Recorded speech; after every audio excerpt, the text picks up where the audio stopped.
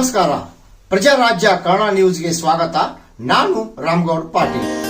ನಮ್ಮ ಹೆಮ್ಮೆಯ ಭಾರತ ದೇಶಕ್ಕೆ ಸಾವಿರ ನಮನಗಳು. ಇದರ ಕೀರ್ತಿ ಹೆಚ್ಚಿಸಲು, ಸಮೃದ್ಧಿ ಹೆಚ್ಚಿಸಲು ನಾವೆಲ್ಲರೂ ಪಣ ತೊಡೋಣ. ಮಹಾನ್ ನಾಯಕರೆಲ್ಲ ಜನಿಸಿದ ಪುಣ್ಯ ಭೂಮಿಯಲ್ಲಿ ಹುಟ್ಟಿದ ನಾವೇ ಧನ್ಯ. ನಾವು ಭಾರತೀಯರೆಂಬ ಹೆಮ್ಮೆ ಮನಸ್ಸಿಗೆ ಸದಾ ಖುಷಿ ಕೊಡುತ್ತದೆ. ಒಂದು ರಾಷ್ಟ್ರದ ಸಂಸ್ಕೃತಿ ಜನರ ಹೃದಯ ಮತ್ತು ಆತ್ಮದಲ್ಲಿ ನೆಲೆಸಿದೆ. ಭಾರತೀಯರಾಗಿರುವುದಕ್ಕೆ ಹೆಮ್ಮೆ ಪಡೋಣ.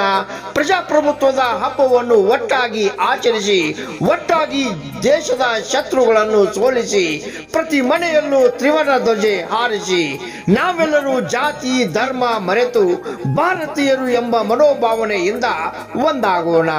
ಸಮಸ್ತ ನಾಡಿನ ಜನತೆಗೆ 77ನೇ ಗಣರಾಜ್ಯೋತ್ಸವದ ಹಾರ್ದಿಕ ಶುಭಾಶಯಗಳು.